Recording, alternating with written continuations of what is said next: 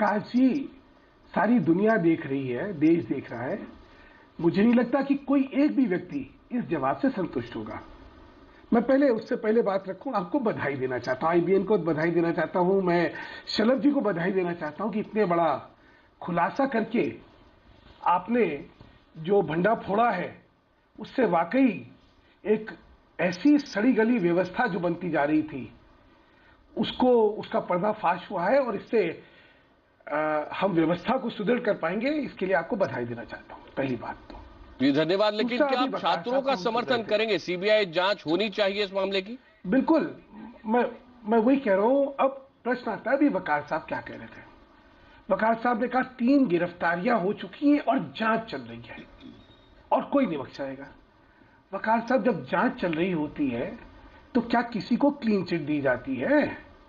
क्या इतना व्यापक एक वक्तव्य दे दिया जाता है कि कोई सरकारी मुलाजिम इसमें नहीं इन्वॉल्व है, कोई यूपी स्टेट पब्लिक कमीशन जो है उसका कोई नहीं इन्वॉल्व है? बट हर एक को क्लीन चिट, जो लोग शक के दायरे में आ सकते थे उनको क्लीन चिट है।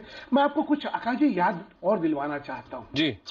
2013 में एग्जामिनेशन होता है, इंटरव्यू से पहले पूरी पॉलिसी चेंज करने की कोशिश कर दी जाती है, सिलेक्शन प्रोसीजर को चेंज करने की।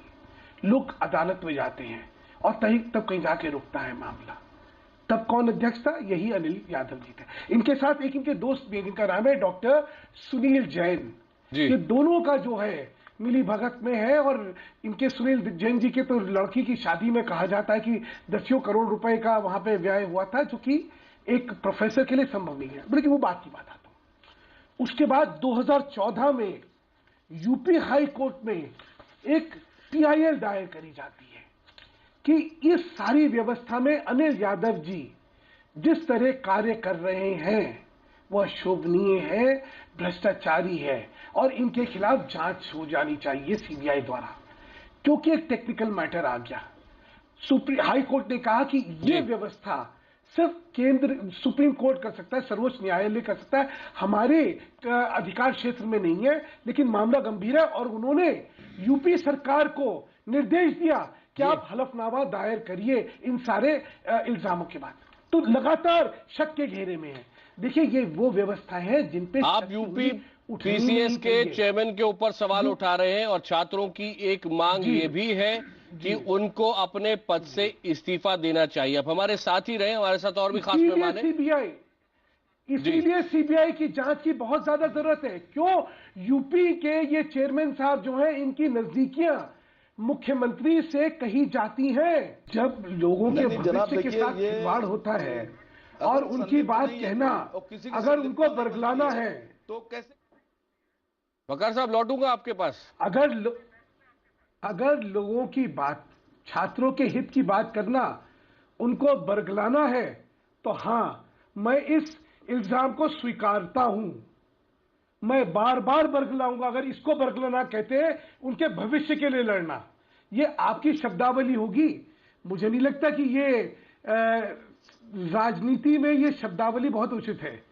क्यों? क्योंकि जिनके हितों पे कुठाराघात हुआ है उनके साथ क्या हमें खड़ा नहीं होना चाहिए? शायद आपका आदर्श होगा, हमारा नहीं है।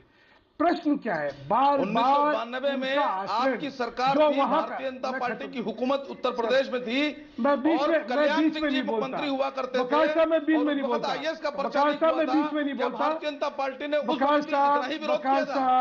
आपने क्या अपने किया उस वक्त? मैं बीच में नहीं बोलता। किससे थोड़ा सा शिष्टाचार रखे।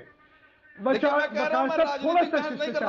बीच में नहीं बोलता। आपसे पूछ रहा हूं, मैं बीच में नहीं। आप जरूर करिए ना, जब आप जरूर करिए, मुझे बात तो रखने दीजिए। भारतीय जनता पार्टी के वकार साहब, मैं कुछ बोल लूं? वकार साहब, आप यहाँ ये मैं अपनी बात तो रख दूं। आप बहुत वकार साहब, मुझे अपनी बात रखने का हक है। छात्रों वकार साहब, मुझे अपनी बात रखने का हक है। वकार साहब, मुझे अपनी बात रखने का हक है। उतना ही है। वकार साहब, मुझे अपनी बात, आप बौखला क्यों रहे हैं? आप बौखला क्यों रहे हैं? मुझे मेरी बात रखने दीजिए। आप अपनी बात रखिएगा ना। मैं बौखलाहट किस बात की? आदमी हूं तो मुझे मेरी बात रखने दीजिए ना। और वकार साहब, मुझे मेरी बात रखने दीजिए। इतना बता दीजिए खाली साहब। वकार साहब, वकार साहब मुझे अपनी बात रखने दीजिए, उसके बाद अपनी बात रखिएगा ना। मैं आपके बीच में तो नहीं बोला था ना। थोड़ा शिष्टाचार से अगर ये वार्तालाप करेंगे तो बहुत अच्छा रहेगा। इस समय छात्र देख रहे हैं और वो जवाब मांग रहे हैं। इस तरह की बौखलाहट से जवाब नहीं मिलते हैं। प्रश्न सीधा है, आज इतनी जल्दी किसी सरकारी अफसरों को यूपी नहीं होगी, मैं बोलूं, किसी के हित को मैं नुकसान बोलूं, नहीं पहुंचेगा। मैं बोलूं, जो लोग भी वकार साहब मुझे बात रख लेने दीजिए। एक अपराधी वकार साहब मुझे मेरी बात रखने दीजिए। निश्चित 100% होगी। वकार साहब, समाजवादी पार्टी की आपकी बात का सभी छात्रों से वादा है। आपकी बात का खोखलापना तो यही दिख गया कि अभी जांच पूरी नहीं हुई और क्लीन चिटें देनी चालू हो गई। 24 घंटे के अंदर 3 जने गिरफ्तार हुए और उसके बाद सबको क्लीन चिटें देनी चालू हो गई। नहीं, केंद्र की बात नहीं, मैं तो सिर्फ वकार साहब से कहना चाहता हूं। वकार साहब, एक कहावत है, हाथ कंगन को आलसी क्या, पढ़े लिखे को फारसी क्या। आपका कहना है भाई सब कुछ जो है उसमें पारदर्शिता है, कोई दिक्कत नहीं है। इल्जाम बड़े गंभीर है, इसलिए जब कुछ है ही नहीं तो कर लेने दीजिए ना सीबीआई को जांच। उसे दिक्कत क्या है? 2 केसों में सीबीआई और पुलिस यूपी का एक ही वो निकला और 15 केस में सीबीआई ने जो करा वो बिल्कुल उल्टा था जो यूपी पुलिस ने करा। तो आप क्या तर्क दे रहे हैं? आपके तो कुतर्क हो गए। इसलिए इस समय कुतर्क का